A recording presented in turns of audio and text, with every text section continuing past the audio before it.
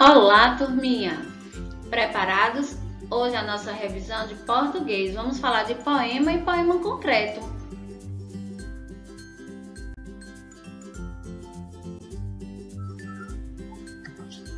Para escrever bem, temos que ser bons leitores. Sabia disso? Sente numa almofada, pegue um livro para ler. Leia essa mesma história várias vezes, coloque a entonação correta. Entonação é a gente dar aquela voz aos personagens, imaginando como é que eles estariam falando ali dentro daquela história. Pegue o seu material com muita atenção e vamos lá!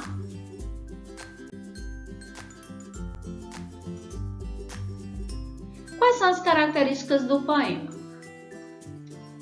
Você sabe? Então vamos lá. Ele tem estrofes, versos e eles também têm poesia.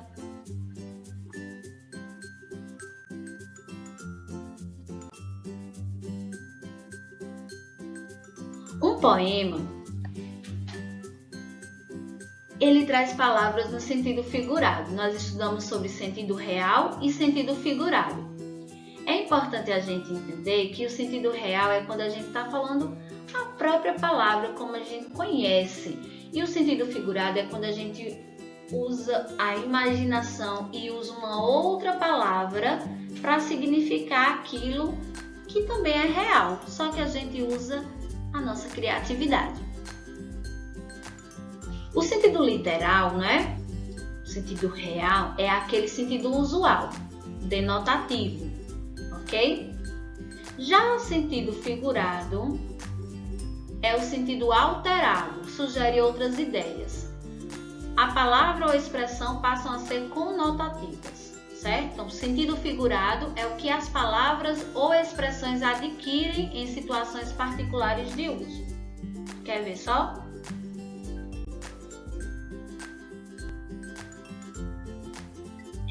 Olha só esse exemplo. Quando a mãe diz, vou pegar no seu pé para você estudar, você acha que ela está dizendo que vai segurar no seu pé desse jeito aí? Ou você acha que ela vai estar lá implicando com você, né? Vai estar lá cobrando de você. E aí? É claro que quando a gente fala essa expressão, vou pegar no seu pé, ou então a gente diz assim, fulano tá pegando no meu pé. É porque a pessoa está ali insistindo, né? Tá aperreando, tá implicando. Não é segurar no pé. Imagine se todo mundo que usasse essa expressão ficasse segurando umas nos pés das outras, não é verdade? E como nós estamos falando de poema, é preciso que a gente possa entender como ele é estruturado. Então, todo poema ele tem que ter um título, certo? E aí, eu estou usando aqui como se fossem as linhas do seu caderno, tá certo? Então, vamos lá. Ele vai ter, né, versos, né? E aí você pode escrever poemas de 3 versos, tem uma métrica, né, que é a quantidade de versos. Então, eu estou usando uma métrica aqui de 5 versos, certo?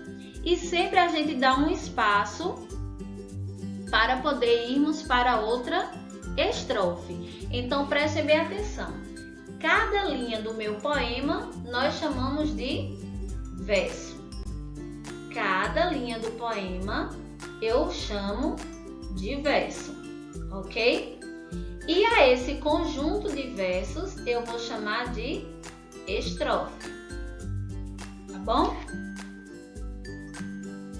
E aí eu vou saltar uma linha, ó, saltei essa linha aqui para poder ficar mais organizado, coloquei de novo, escrevi, né, mais 5 versos e formei a segunda estrofe. Saltei outra linha, coloquei mais 5 versos e formei uma terceira estrofe. Então vamos entender. O poema ele tem que ter o título, certo? Você também pode assinar, certo? Como autor. Pode ser aqui, né? Pode ter uma linha aqui ou pode ter uma linha lá embaixo para você assinar. E aqui, cada linha, por exemplo, um título, né? Vamos dar um título. Quero aulas presenciais. E aí você vai criar versos e esses versos podem ter rimas ou não, tá certo? E você pode usar palavras no sentido figurado, tá bom? E assim você vai construir suas estrofes, né? Com seu conjunto de versos. Eu quero construir uma estrofe só com 3 versos. Então, cada estrofe sua vai ter só 3 versos, certo? Essa é a métrica que você vai utilizar. Você pode escolher a quantidade de versos que você vai colocar no seu poema, tá bom? E também serve para a gente observar quando a gente estiver lendo um outro poema, ok?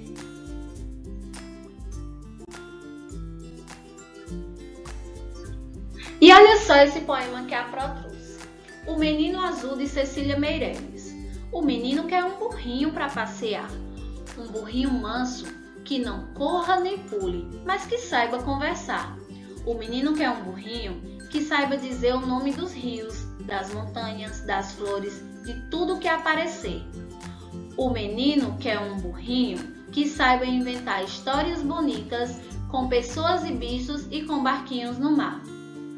E os dois sairão pelo mundo que é como um jardim, apenas mais largo e talvez mais comprido e que não tenha fim.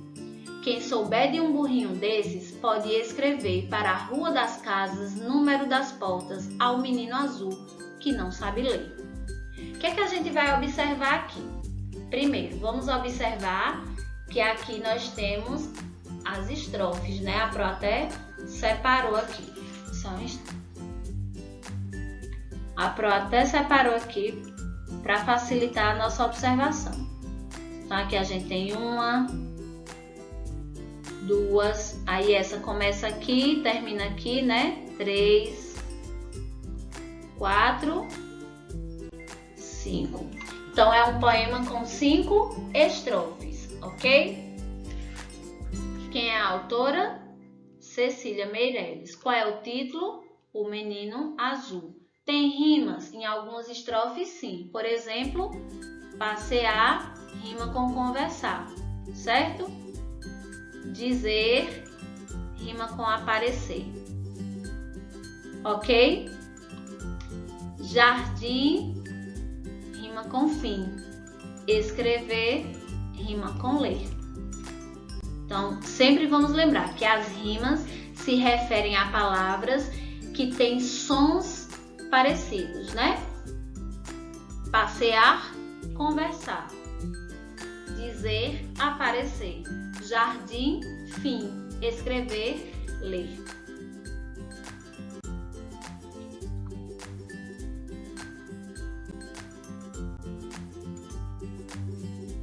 E eu trouxe também um outro poema chamado Pontinho de Vista, de Pedro Bandeira. Eu sou pequeno, me dizem, e eu fico muito zangado.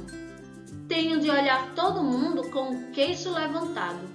Mas, se formiga falasse e me visse lá do chão, ia dizer com certeza, minha nossa, que grandão! Então, aqui a gente observa que esse poema só tem o quê? 2 estrofes, né? E que tem rima também, né? Zangado com levantado, chão com grandão, ok?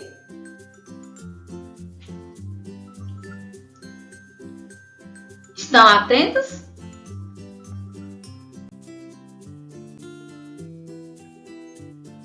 O poema concreto, né?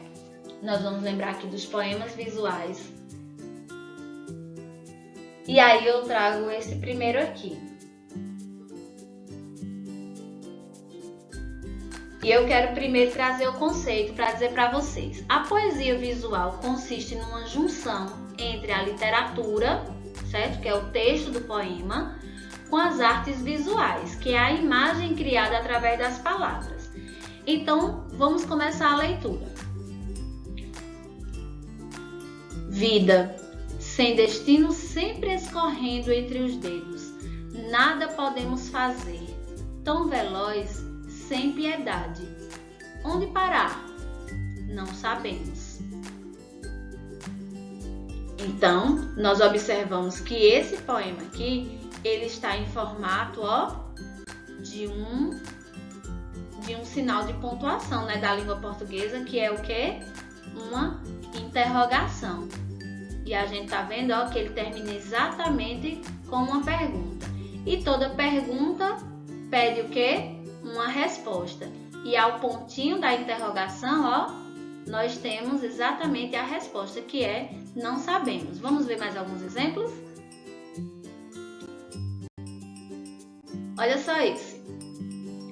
Você é luz.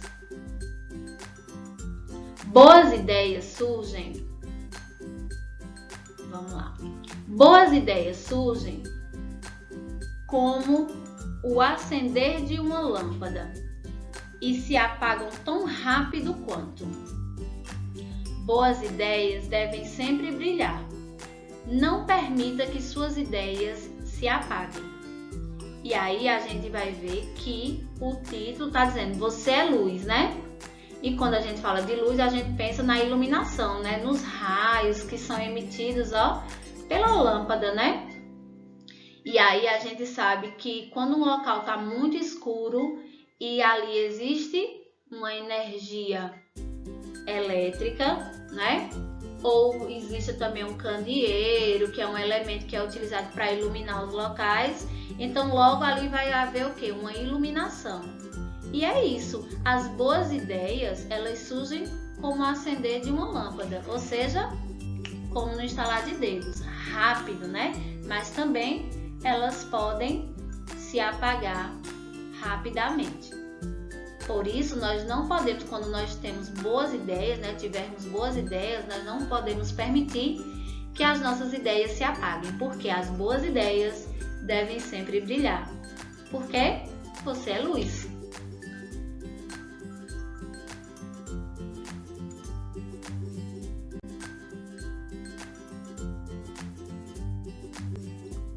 E olha só esse. Coisas de valor e valor das coisas. Guardamos e trancamos coisas de valor. Ocorre, porém, que o que há de mais valioso carece de cuidados e não de cadeados. Nossa, que mensagem, né? E aqui, nós estamos vendo que em relação à arte visual, as palavras estão formando o quê? Um cadeado. E aí a gente pensa coisas de valor e valor das coisas. Então, o amor, o carinho, o respeito, a bondade são coisas de valor. Não tem preço que pague, né? A gente sabe que existem algumas coisas que têm valores, como o feijão, o arroz, que para comer a gente tem que pagar, né? Mas a gente não paga para ser bom, a gente não paga pelo amor, a gente não paga para fazer o bem. A gente faz porque a gente é, por isso que ele termina dizendo, né? Porém, que o que há de mais valioso carece de cuidados e não de cadeados. E tem muita gente que tranca, né? Igual um cadeado e não permite que os seus valores sejam conhecidos por outras pessoas.